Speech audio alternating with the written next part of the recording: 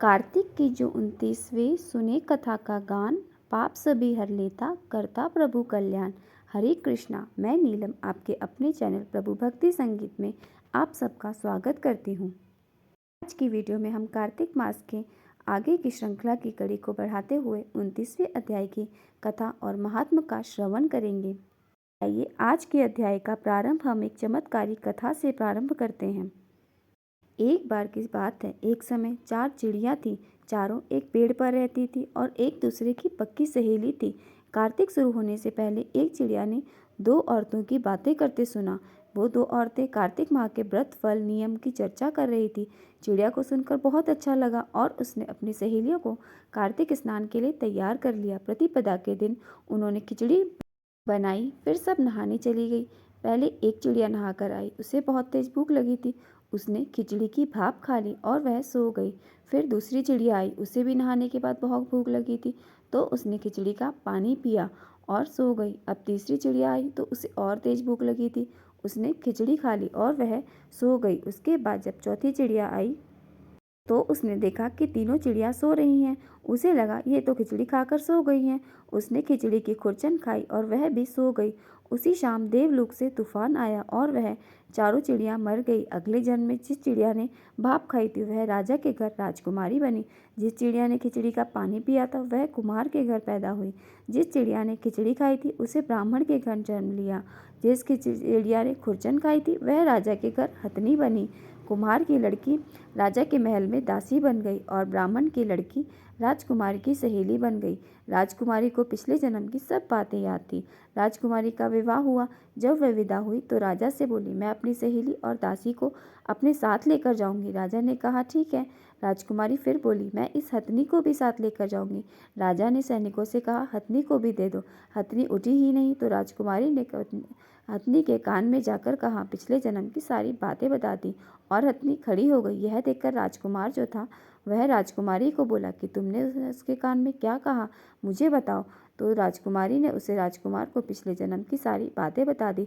राजकुमार बोला कि कार्तिक नहाने का इतना फल होता है कि चिड़िया को मनुष्य की योनि मिल जाए, तो हम भी इस वर्ष जोड़े से कार्तिक स्नान करेंगे और खूब दान पुण्य करेंगे। राजकुमार और राजकुमारी ने जोड़े से कार्तिक स्नान किया, जिसके फलस्वरूप इस लोक के सुखों को भोगते हुए अंत में उन्हें वैकुंठ की प्राप्ति हुई। हे कार्तिक के ठाकुर राय दामोदर जी, जैसे राजकुमार और राजकुमारी को वैकुंठ का वास दिया, इस कहानी को कहने वाले, सुनने वाले, हुंकारा भरने वाले सभी भक्तों पर अपनी कृपा रखना। बोलो कार्तिक के महाराज ठाकुर राय दामोदर की जय हो। अब हम 29वें महात्म का श्रवण करेंगे। जैसे कि आपने 28वें महात्म में सुना था, किस तरह कल्हार राम की राक्षसनी को केवल भक्त के साथ रहने से ही उनका पुण्य फल प्राप्त हो गया था। अब हम आगे की कथा का श्रवण करते हैं। राजा पृथु ने कहा, हे नारद जी, आपने कृष्णा और वेणी नदी के तट पर बनिए और कल्हा ने जिस प्रकार मुक्ति पाई वह सारी कथा हमको सुनाई। मैंने भली प्रकार सुनी। देवर्षि, यह कार्य उन दोनों नदियों के प्रभाव से हुआ था या इस क्षेत्र के प्रभाव से हुआ था? कृपया करके मुझे यह बताने की कृपा कीजिए, मुझे संदेह है। देवर्षि नारद बोले, कृष्ण नदी साक्षात भगवान श्री कृष्णचंद्र जी महाराज का शरीर और वेणी नाम वाली नदी भगवान शंकर का शरीर है। इन दोनों नदियों के संगम का महात्म्य श्री ब्रह्मा जी के वर्णन में भी करने में असमर्थ हैं। फिर भी चूंकि आपने पूछा है, अतएव मैं आपको इनकी उत्पत्ति का वृतांत सुनाऊंगा। ध्यानपूर्वक सुनिए। चाक्षुष मनवंतर के प्रारंभ में ही श्री ब्रह्मा जी ने सराहा पर्वत के शिखर पर यज्ञ करने का निश्चय किया। वह सब देवताओं, भगवान विष्णु, भगवान शंकर यज्ञ की सारी सामग्री लेकर उस पर्वत के शिखर पर गए। तब महर्षि भृगु आदि ऋषियों ने ब्रह्म मुहूर्त में उन्हें दीक्षा देने का विचार किया। इसके बाद उन्होंने श्री ब्रह्मा जी की पत्नी स्वरा को बुलाकर बुलावा भेजा। वह बड़ी आहिस्ता आहिस्ता आ रही थी। इस बीच में श्री भृगु जी ने भगवान विष्णु जी से पूछा, हे प्रभु, आपने स्वरा को शीघ्रता से बुलाया था, वह क्यों नहीं आई? यदि ब्रह्म मुहूर्त टल गया तो फिर दीक्षा का कार्य कैसे होगा? इस पर भगवान विष्णु ने कहा, यदि स्वरा यथा समय यहाँ पर ना आई तो आप गायत्री को ही स्त्री मानकर दीक्षा विधान कर दीजिएगा। क्या गायत्री पुण्य कर में ब्रह्मा जी की स्त्री नहीं हो सकती। नारद जी बोले, भगवान विष्णु ने भगवान शंकर की बात का समर्थन किया। यह बात सुनकर भृगु जी ने गायत्री को ही श्री ब्रह्मा जी के दाईं ओर बिठाकर दीक्षा विधान आरंभ कर दिया। ऋषि मंडल गायत्री को दीक्षा दे ही रहा था, इतने में स्वरा भी यज्ञ मंडप में आ पहुंची। श्री ब्रह्मा जी के पहलू में गायत्री को देखकर ईर्ष्या से क्रोध करने लगी। स्वरा ने कहा, आप अपूज्यों की पूजा होती है और पूज्यों की अप्रतिष्ठा होती है वहाँ पर दुर्भिक्ष, मृत्यु तथा भय तीनों अश्वमेव यज्ञ करते हैं। यह गायत्री जी ब्रह्मा जी की दाईं ओर तथा उनके स्थान पर बैठी हैं। यह अदृश्य बहने वाली नदी होगी। आप लोगों ने अविचार से इसे जो मेरे स्थान पर बिठाया है, अतएव आप भी सबके सब जड़ रूपी नदियाँ होंगे। नारद जी ने पृथु से राजा महाराज पृथु से कहा, हे राजन, इस प्रकार स्वरा के श्राप को सुनकर गायत्री मारे क्रोध के लाल भभूका होकर अपने होठ काटने लगी। देवताओं के मना करने पर भी उसने उठकर स्वरा को श्राप दे डाला। गायत्री ने कहा, ब्रह्मा जी जैसे तुम्हारे पति हैं वैसे ही मेरे भी पति हैं। तुमने व्यर्थ ही श्राप दिया है, अतएव तुम भी नदी बन जाओ। नारद जी ने कहा, तब तो देवताओं में खलबली सी मच गई। वह स्वरा को दंडवत प्रणाम करके कहने लगे, हे देवी, तुमने जो ब्रह्मादि आदि सब देवताओं को श्राप दिया है, इससे यदि हम सब जड़ रूप नदियाँ हो जाएंगे तो फिर निश्चय ही यह तीनों लोक नष्ट हो जाएंगे, क्योंकि यह श्राप तुमने बिना विचारे दिया है। अतएव तुम इसको वापस ले लो। स्वरा ने कहा, हे देवतागण, चूंकि आपने यज्ञ के आरंभ में गणेश पूजन नहीं किया, इसलिए यह विघ्न अब उपस्थित हो गया है। मेरा यह श्राप कभी खाली नहीं जा सकता, इसलिए आप सब अपने अपने अंशों से जड़ीभूत होकर अश्वमेव नदियाँ बनोगे। हम दोनों सौते भी अपने अपने अंशों से पश्चिम में बहने वाली नदियाँ बनेंगी। देवर्षि नारद जी ने पृथु से कहा।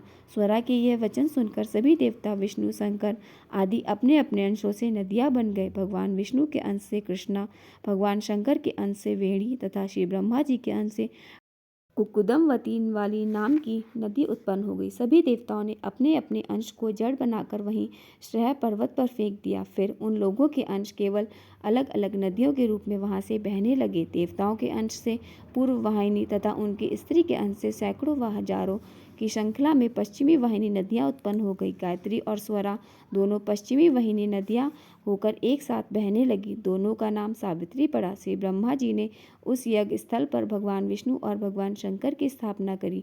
दोनों देवता महाबल तथा अति बल के नाम से विख्यात हुए। हे राजन, कृष्णा और वेणी नदी की उत्पत्ति का वर्णन जो मनुष्य सुनेगा उसको दर्शन व स्नान का फल प्राप्त होगा। आज का यह महत्व यहीं पर संपूर्ण होता है। अब हम सुनेंगे श्री तुलसी चालीसा। श्री तुलसी महारानी करु विनय सिर नाय, जो मम हो संकट विकट दीजे मात नशाय। नमो नमो तुलसी महारानी, महिमा अमित न जाय बखानी। दियो विष्णु तुमको सन्माना, जग में छायो सुयस महाना। विष्णु प्रिया जय जयति भवानी, तिहों लोक की हो सुख खानी। भगवत पूजा कर जो कोई, बिना तुम्हारे सफल न होय। जिन घर तब दाही होय निवासा, उस पर करहि विष्णु नहीं बासा। करे सदा जो तब नित सुमिरन, ते ही के काज होए सब पूरन। कार्तिक मास महात्म तुम्हारा, ताको जानत सब संसारा। तब पूरन पूजन जो करे कुवारी, पावे सुंदर वर सुकुमारी। कर जो पूजन नित्य प्रति नारी, सुख प्रद संपत्ति से होए सुखकारी। कर जो पूजन नित्य प्रत नारी, सुख संपत्ति से होए सुखारी। वृद्धा नारी कर जो पूजन, मिले भक्ति होवे पुलकित मन। श्रद्धा से पूजे जो कोई, भवनिधि से तर जावे सोई। कथा भागवत यज्ञ करावे, तुम बिन नहीं सफलता पावे। छाय तब प्रताप जग भारी, त्यावत तुमहि सकल चित धारी। तुम्हि मात यंत्र तन, सकल काज सीधे होवे। क्षण औषधि रूप आप हो माता, सब जग में तब यश विख्याता। देव ऋषि मुनि ओ तपधारी, करत सदा तब जय जयकारी। वेद पुराणन तब यश गाया, महिमा अगम पार नहीं पाया। नमो नमो जय सुखकारिणी, नमो नमो जय दुख निवारिणी। नमो नमो सुख संपत्ति देनी, नमो नमो अग काटन छेनी। नमो नमो भक्तन दुख हरनी, नमो नमो दुष्टन मद छेनी। नमो नमो भव पाप उतारणी, नमो नमो परलोक सुधारिणी। नमो नमो निज भक्त अनुबारणी, नमो नमो जन काज सवारणी, नमो नमो जय कुमति नासवानी, नमो नमो सुख उपजावनी, चैति चैति जय तुलसा माई, ध्याप तुमको शीश नवाई। निज जन जानि मोहि अपनाओ, बिगड़े कारज आप बनाए, करहु विनय में मात तुम्हारी, पूर्ण आशा करहु हमारी। शरण चरण कर जोरी मनाऊँ, निष दिन तेरे ही गुण गाऊँ, कहूँ मात यह आप मोह पर दाया, निर्मल होय सकल मम काया। मंगू मात यह बरदर दीजे, सकल मनोरथ पूर्ण कीजे, जनुम मई नहीं कछु नेम अचारा, क्षमहु मात अपराध हमारा।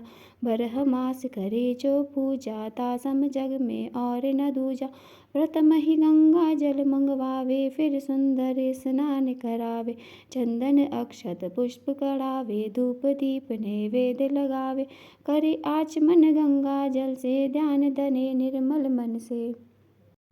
पाठ करे फिर चालीसा की, स्तुति करे मात तुलसा की, यह विधि पूजा करे हमेशा, ताके तन नहीं रहे कलेशा।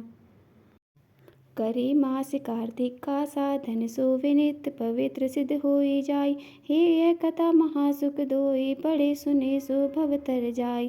तुलसी मैया तुम कल्याणी, तुमरी महिमा सब जग जानी, भाव न तुझे मानित नित ध्यावे, गा गा कर माँ तुझे रिझावे। यह श्री तुलसी चालीसा पाठ करे जो कोई, गोविंद सो फल पावहि, सो मन इच्छा होय। जय हो तुलसी माता की। अब हम तुलसी आरती करेंगे। तुलसी महारानी नमो नमो, हर की पटरानी नमो नमो, तुलसी महारानी नमो नमो, हर की पटरानी नमो नमो। धन तुलसी पूरन तप कीनो, शालिग्राम बनी पटरानी, जाके पत्र मंजरी कोमल, श्रीपति कमल चरण लपटानी। तुलसी महारानी नमो नमो, हर की पटरानी नमो नमो। धूप दीप नवेद आरती, पुष्पन की वर्षा बरसानी, 56 भोग 36 व्यंजन, बिन तुलसी हरि एक न मानी। तुलसी महारानी नमो नमो, की पटरानी नमो नमो। सभी सखी मैया तेरो जश गावे, भक्ति दान दीजे महारानी नमो नमो। तुलसी महारानी, तुलसी महारानी नमो नमो, तुलसी महारानी नमो नमो, हरि की पटरानी नमो नमो। प्रेम से बोलिए तुलसी माता की जय, कार्तिक के ठाकुर राई दामोदर की जय, श्री हरि विष्णु की जय। जय जय श्री कृष्णा, जय राधे राधे। आपको मेरा ये वीडियो कैसा लगा कमेंट करके ज़रूर बताइए, और आपके कोई भी प्रश्न हो तो आप मुझसे कमेंट करके पूछ सकते हैं। मिलते हैं हम अगली वीडियो में। जय राधे राधे।